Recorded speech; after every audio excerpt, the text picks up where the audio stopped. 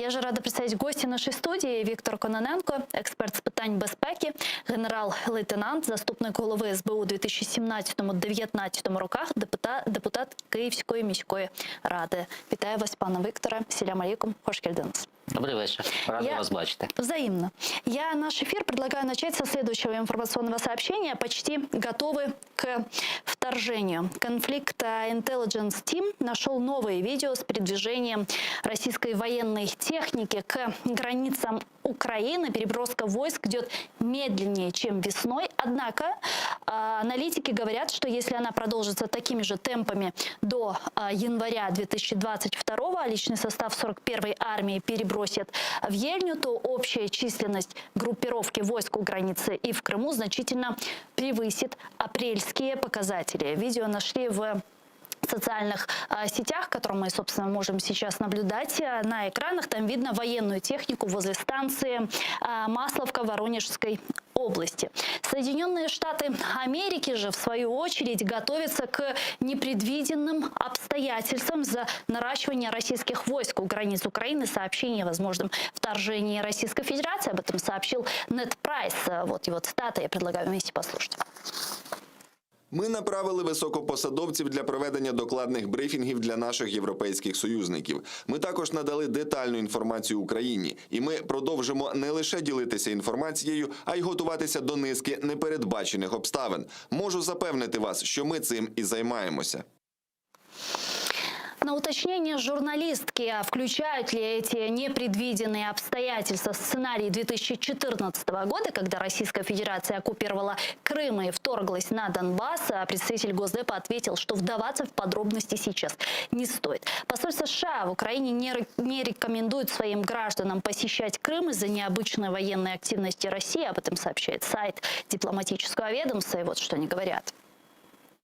Громадяни США поінформовані щодо повідомлень про незвичайну військову активність Росії біля кордонів України та в окупованому Криму. Рекомендації щодо подорожей для України залишаються на рівні 4. Не подорожуйте до Криму через зловживання з боку російської окупаційної влади, у східні частини Донецької та Луганської областей через збройний конфлікт та по всій Україні через COVID-19.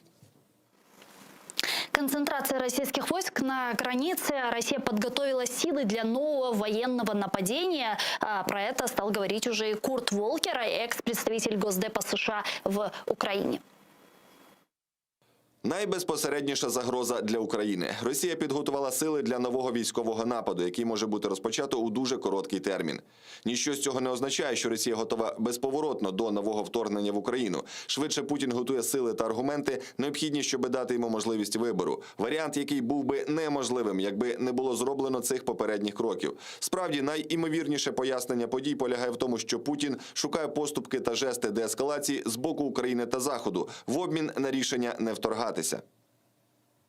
Пане Виктора, с каждым днем мы наблюдаем, что ситуация еще более напрягается, еще более накаляется, и с каждым днем все больше и больше сообщений от представителей западного истеблишмента о том, что Россия планирует нападение. И все началось с обычного сообщения Washington-Post, потом дальнейшие спутниковые снимки у границы Украины, и дошло до того, что разведка Украины уже публикует карты с направлением, стрелками, куда, как, когда, каким образом может нападать Россия. Более того, уже озвучены сроки. Конец января, начало февраля.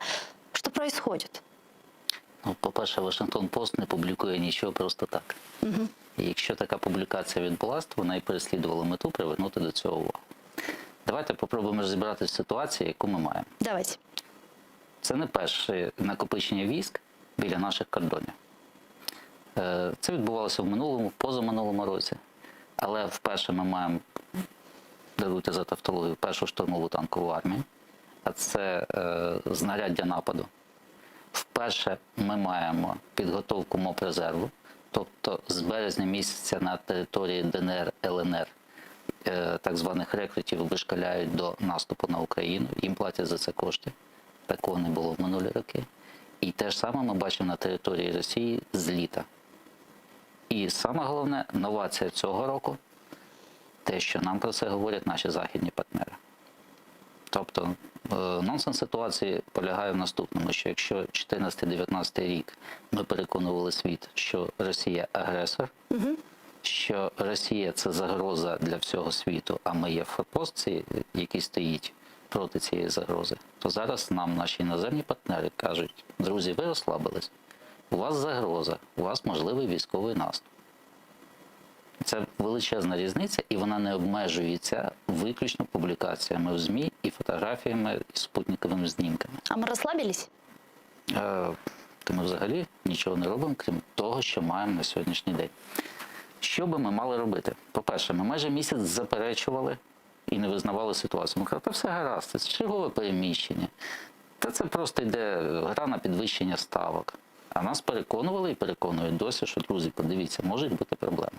Тобто, швидше за все, у наших іноземних партнерів є інформація більш вагома, якою вони з нами не діляться, яка дає їм підстави говорити, що загроза реальна.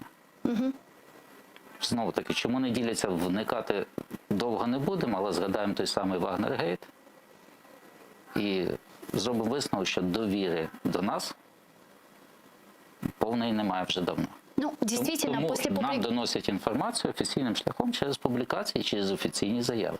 Ну, действительно, после публикации Вашингтон-Пост, Блумберга, Политика, несколько недель украинская власть об этом молчала, никак на это не реагировала, и украинское внешнеполитическое ведомство, в том числе и последнюю неделю, риторика очень сильно изменилась, и министр обороны Украины Алексей Резников сказал, что разведданные украинские и американские, и европейские действительно уже совпадают. Почему вдруг резко тогда сменили риторику? Той самий Резніков, який протягом 3 тижнів говорив, що все нормально. Да. А потім виступив він і виступив пан Буданов, керівник Головного управління розвідки, навіть назвав нам термін кінець січня, початок лютого. І сказав, що нападуть звідусіль. Але якщо згадаєте, то події у нас були пов'язані коли в Україні почались протести проти політики влади. Коли розгорівся скандал з Вагнергейтом. Коли поставили термін про звільнення Єрмака. І ми виходимо з такою заявою. В чому дисонанс заяви і дій влади? Так. Якщо влада визнає військову загрозу, що вона мала зробити? Ну, щонайменше, як на мене, йдемо послідовно. Це засідання РНБО.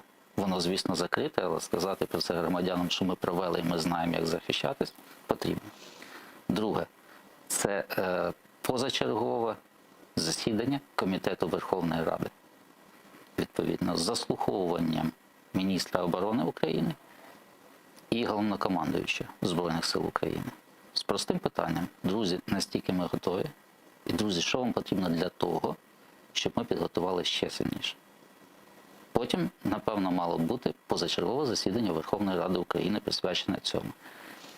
І в першу чергу в контексті зміни бюджету Збройних сил України і посилення тих позицій, де у нас слабо. Що пам'ятаєте, журналіст Юрій Бутусов каже, що ми пальним забезпечені на 22% від потреби, яка є на сьогоднішній день. А логістика від нас вимагає, війна в зимовий період, це і намети, і буржуйки, і вся інфраструктура, тому що переміщення в холодну пору, пришел Дебальцево, я пам'ятаю, что это такое. Ну вот сегодня появилось такое информационное сообщение из уст советника главы Офиса президента Михаила Подоляка относительно внедрения военного положения в нашей стране в связи с возможным нападением России в Украину. Он сказал, что на фоне угрозы вторжения России не будет вводиться военное положение в Украине. Все слухи об этом, которые распространяются в СМИ, являются фейковыми. По его словам, все новости, распространяемые в различных трактовках о якобы планируемом в Украине военном положении, это не более чем фейк. Он подчеркнул, что этот фейк распространяют российские средства массовой дезинформации, а также украинские специальные олигархические каналы. Он добавил, что Украина призывает российскую сторону перенаправить средства, которые расходуются на поддержание угроз соседним государствам в Европе, на социальную поддержку своих граждан. Чудова заява. За моєю інформацією, питання введення надзвичайного або військового стану дійсно розглядалося. Дуже добре, що вони прийняли рішення його не робити. Те, що ми з вами говорили до цього, це не питання надзвичайного чи військового стану. Це питання підготовки. Якщо дозволите, я продовжу. Да. Виділення додаткових коштів необхідно, згідно тієї логістики, яка має бути на військовий період. Проведення злагодження підрозділів територіальної оборони, які в нас знаходяться тільки в процесі формування, точно так же, як і МОП резерву, який буде призиватись у випадку війни, також потрібно. Його немає. Перевірка логістики, тому що є техніка законсервована, є техніка підприємств, яка буде використовуватись просто для перевезення живої сили. Це все не робиться, я про це не чую нікого, не визивають військкомати, ніде не приходиться навчання. Тобто ми не готуємося. Ми сподіваємося, що ми зупинимо військову агресію тим, що в нас є наразі, але у нас більше сил зосереджено саме на східних рубежах. Так это ж нужно делать не только тогда, когда нам говорят об очередном возможном вторжении России в Украину. Вот сейчас, да, появилось сообщение, и вдруг надо начать... Ну, у нас 8 лет уже войны с Россией. Мы каждый день получаем сообщения о том, что Россия продолжает милитаризацию оккупированного полуострова, что у нее есть войска у границ Украины. Мы видим, что Россия уже практически полностью поглотила Беларусь, а это тысячи километров с потенциальным агрессором. Это Донбасс. Ну, как бы уже 8 лет прошло. А где? А почему? А что мешает? Я повністю з вами згоден. Заважає насправді економіка України. Ми не можемо відбирати у бюджету стільки, скільки потрібно для забезпечення Збройних сил і побудови адекватної армії з адекватною інфраструктурою. Перша позиція. Друга позиція. Якщо ви пам'ятаєте, з приходом цієї влади у нас провалене повністю державне оборонне замовлення. Навіть те, що планувалося зробити, повністю нівельовано. Ця влада, на жаль, в армію не вкладала взагалі. У нас не виконано більше 50% об'єму від запланованого. Навіть те, що можна було зробити і передбачено цим бюджетом. Воно не виконано до сих пір. Ми не вкладали в армію, яка повинна була розвиватись так, як ви говорите. Тому, зважаючи все-таки, що в нас є проблеми з наповненням бюджету, на такі загрози ми повинні реагувати окремо.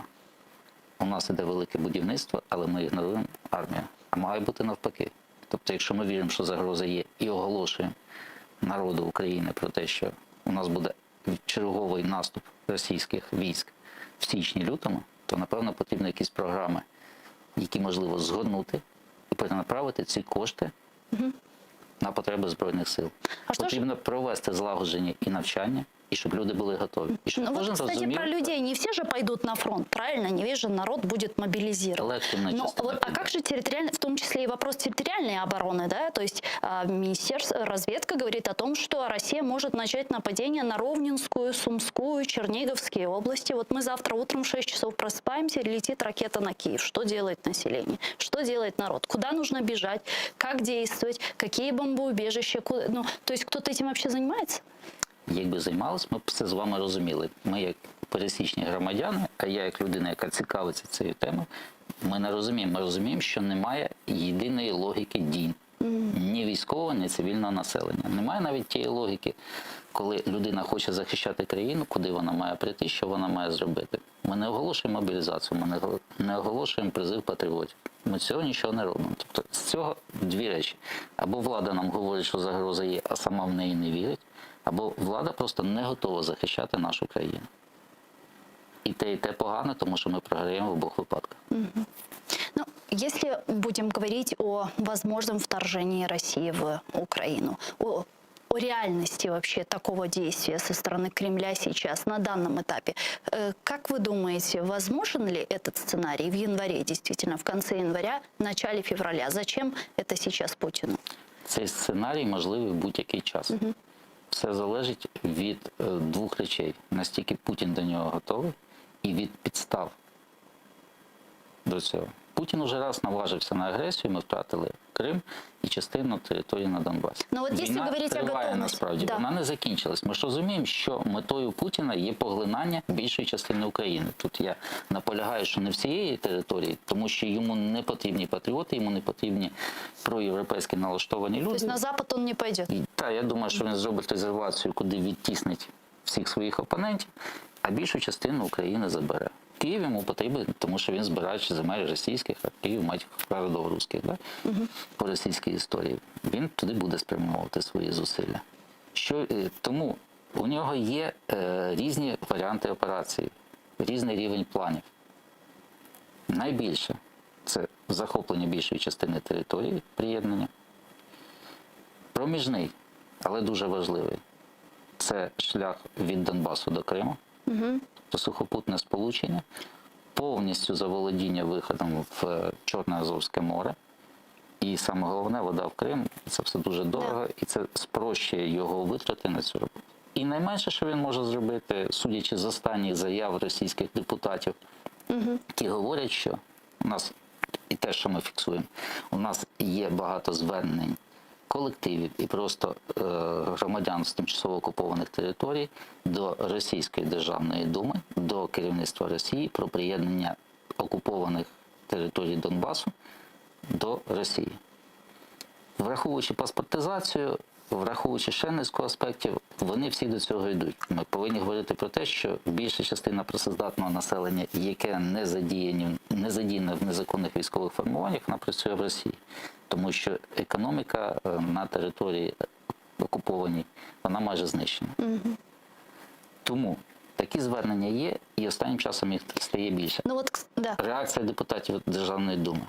Нам потрібно відновити Донецько-Криворізьку республіку. Вот, кстати, про заявления чиновников Российской Федерации не только. В последнее время было несколько таких настораживающих заявлений, среди которых есть заявления службы внешней разведки России. Мы знаем, что они крайне редко вообще выступают с какими-либо заявлениями еще с 2008 года, но на этот раз почему-то они решили высказаться насчет того, что происходит в Украине. Они именно объединили Соединенные Штаты Америки и Европейский Союз в поддержке Украины, вот якобы той наступательной операции, которую Украина якобы планирует на Донбассе. Потом было заявление Патрушева, секретаря Совета Безопасности РФ, который сказал, что это может повлечь за собой непоправимые последствия. Миллионы украинцев будут бежать за границу.